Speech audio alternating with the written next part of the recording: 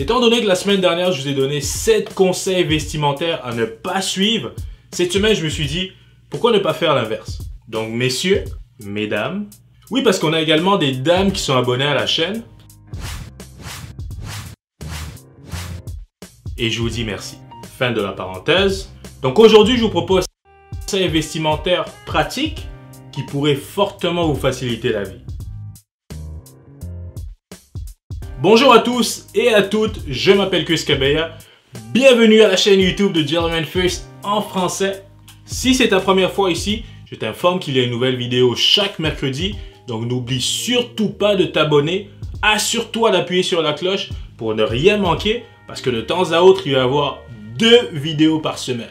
C'est bon? Sans plus tarder, conseil pratique numéro 1. Est-ce que ça vous est déjà arrivé d'être au travail, entre collègues, à discuter, à bavarder tranquillement, ou au resto, ou entre amis, vous sirotez un petit verre, ou mangez un petit quelque chose, et lorsque tout à coup, vous décidez de vous lever. Et c'est là que, bam!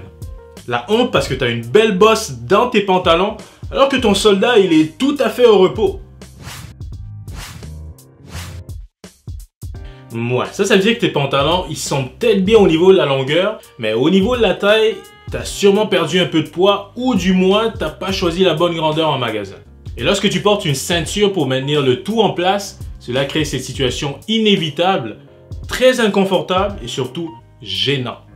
Mon conseil est donc d'apporter ce pantalon chez un tailleur afin de faire rétrécir la taille ou bien simplement d'en faire cadeau. Mais quoi, donner c'est bien, c'est une bonne action.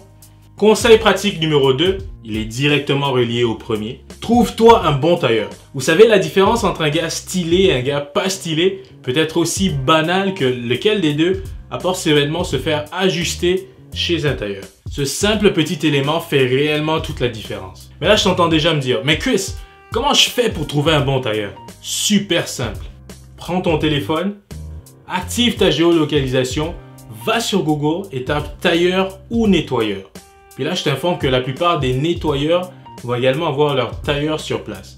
Donc, si la seule chose que tu trouves dans ton coin, dans ton quartier, c'est seulement des nettoyeurs, mais pas la peine de s'inquiéter parce qu'ils vont également avoir des tailleurs sur place. C'est bon? Choisis les 3 qui ont le meilleur score ou en bon français, the best rating. Ensuite, à tour de rôle, va les voir et demande-les de faire ajuster un pantalon ou un truc simple juste pour tester en fait les habiletés du couturier ou de la couturière. Lorsque ce sera fait, tu pourras enfin choisir lequel des 3 tu préfères. Conseil pratique numéro 3. Est-ce que vous aussi vous avez déjà remarqué que lorsqu'on achète une chemise, le col est bien droit et le tout semble bien tenir en place? N'est-ce pas?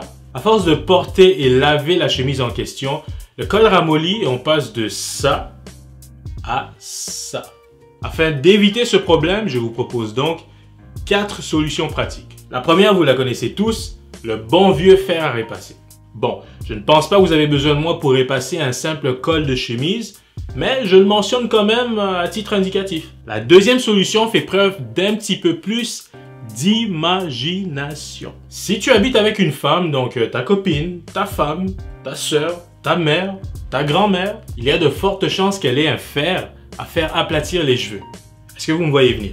Donc prends ce fer et utilise-le pour dresser ta chemise dans des coins stratégiques tels que le col et même les 2-3 premiers boutons. Essaye et tu verras la différence. Donc par la suite, toujours dans le but d'avoir un col hyper droit, je vous propose d'utiliser des espèces de petites bandes en métal qu'on appelle en bon français des collar stays. La façon que ça fonctionne, c'est que vous allez prendre les petites bandes en métal que vous allez venir insérer dans le col de votre chemise. La raison pour laquelle je vous propose des collar stays en métal, c'est que vous serez même capable d'acheter des aimants, les utiliser ensemble afin d'obtenir un résultat plus optimal. Ce que moi personnellement j'utilise sont en vente pour environ 20 $ canadiens sur Amazon.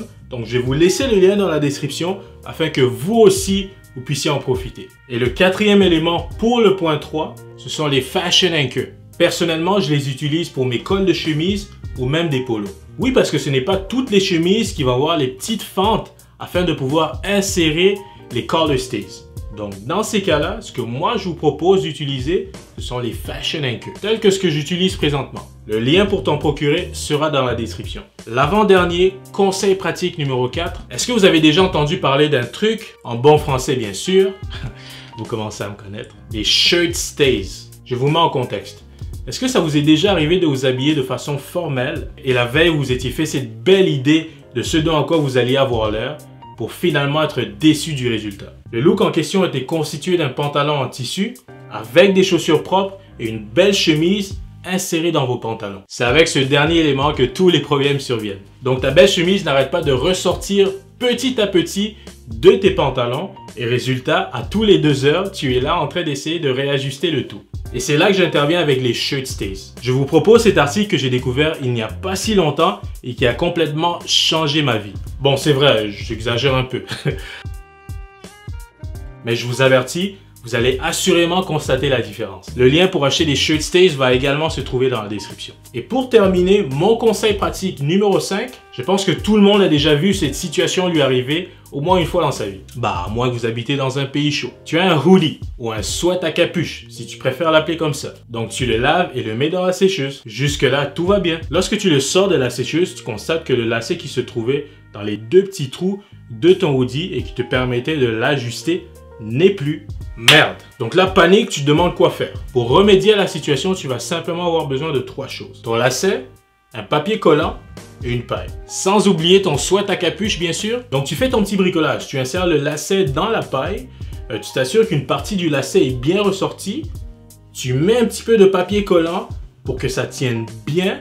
Et par la suite, tu insères donc la paille dans un des 2 trous et le tour est joué. N'est-ce pas merveilleux? Messieurs, mesdames, j'espère que vous avez aimé cette vidéo. Est-ce que vous connaissez quelqu'un qui aurait absolument besoin de voir 1, 2 ou même tous les conseils pratiques que je viens de vous donner?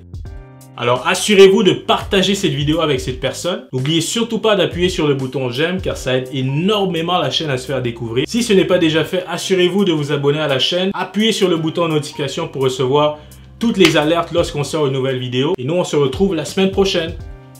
Ciao, ciao.